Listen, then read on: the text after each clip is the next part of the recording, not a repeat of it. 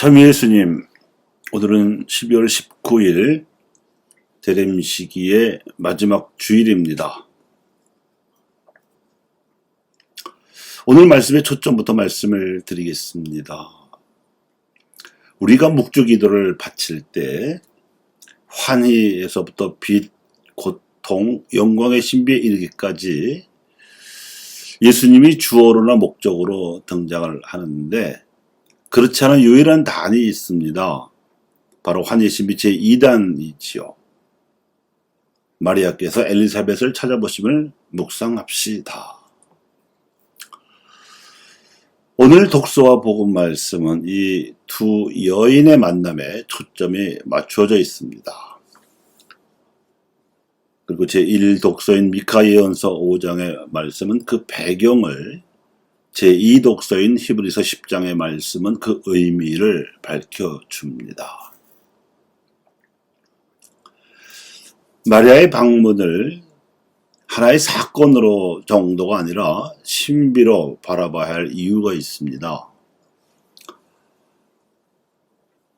마리아는 요셉의 청혼과 수락, 약혼식에 연이어 자신을 찾아온 천사에게서 성령의 은총으로 구세주를 잉태하리라는 청천벽력과도 같은 전가를 통보받았습니다. 어마어마한 일들이 연이어서 일어난 것이지요.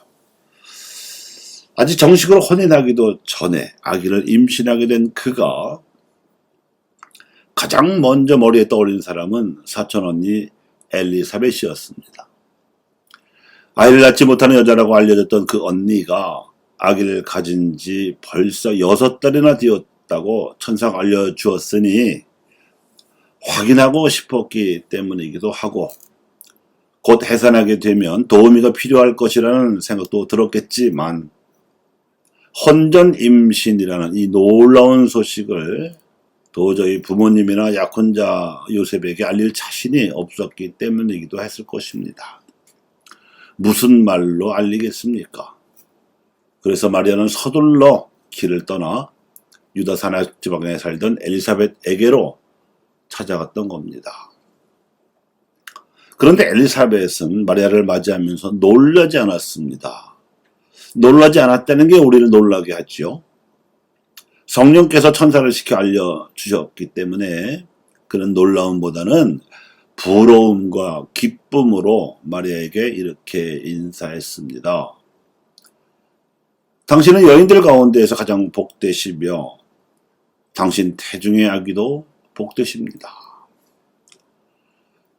불과 며칠 전에 은총을 가득히 받은 이여 기뻐하여라, 주님께서 너와 함께 계시다 하고 천사가 인사하면서 마리아를 한밤중에 느닷없이 찾아왔던 방문의 실체가 밝혀지는 순간이었습니다. 그것은 구세주의 잉태라는 사실이요 현실이었습니다.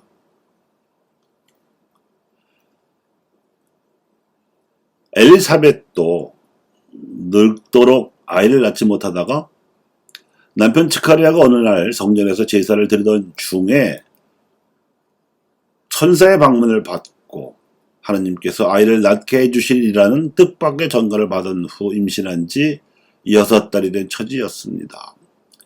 자신도 자연의 섭리로는 도저히 임신할 수 없는 나이에 하느님의 섭리로 임신하게 되었으므로 태어날 그 아기가 하느님의 사람이 되리라는 것 정도는 각오하고 있었습니다.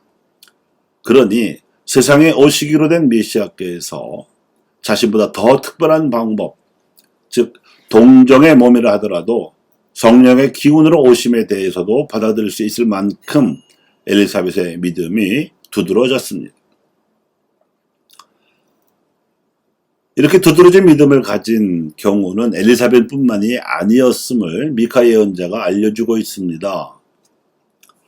이스라엘의 역사에서 왕이나 사제들, 궁정 예언자들이 어떻게 하느님의 뜻에 어긋나게 처신했는지에 대해서는 제야에서 출연한 여러 예언자들이 이미 공개적으로 경고한 바 있었습니다.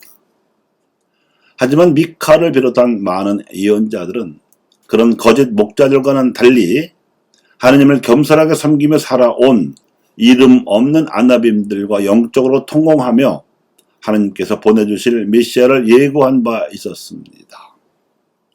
이사야와 같은 시대에 활약한 미카 예언자 역시 메시아 시대가 오면 아나빔들 가운데에서 이스라엘의 새 역사가 펼쳐질 것을 내다보았으며, 그래서 메시아가 오시기 무려 700년 전에 에프라타의 베들레헴이라는 보잘것없는 마을에서 메시아가 탄생하실 것을 구체적으로 적시할 수 있었던 겁니다.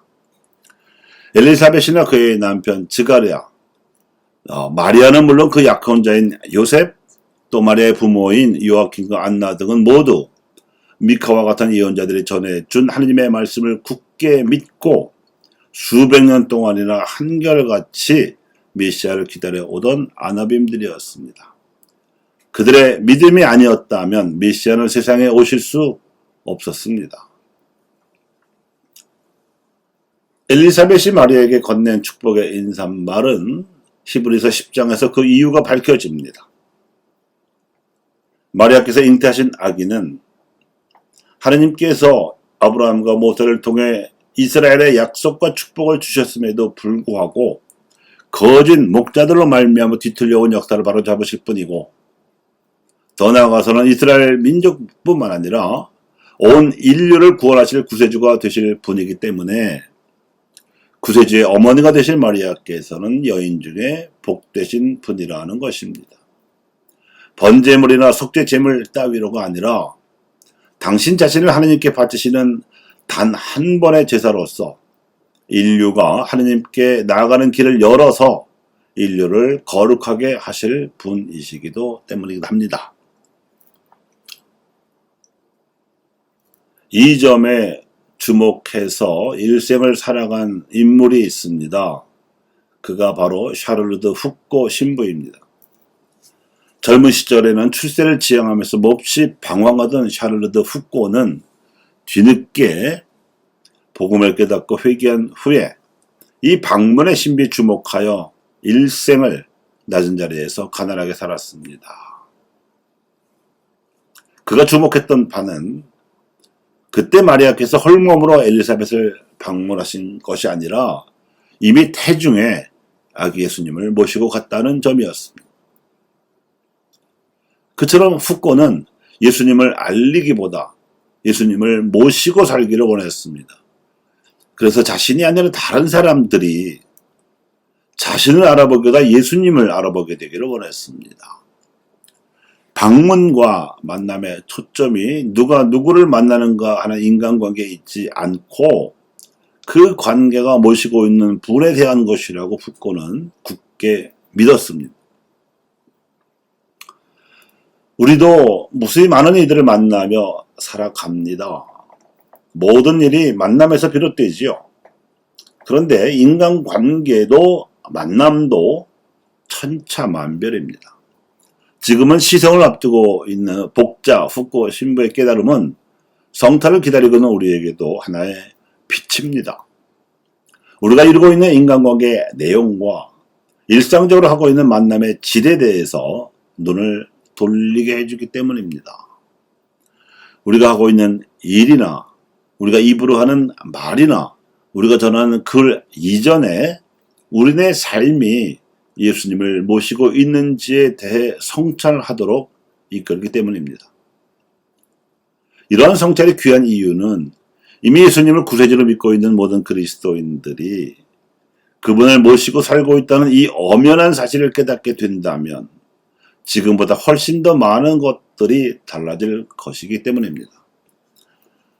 예수님을 내세우지 않아도 세상 사람들이 우리의 삶을 보고 우리가 그분을 모시고 살고 있음을 알게 하는 일, 이 대림 4주일에 하나님의 말씀이 우리에게 일깨워주는 묵상입니다. 감사합니다.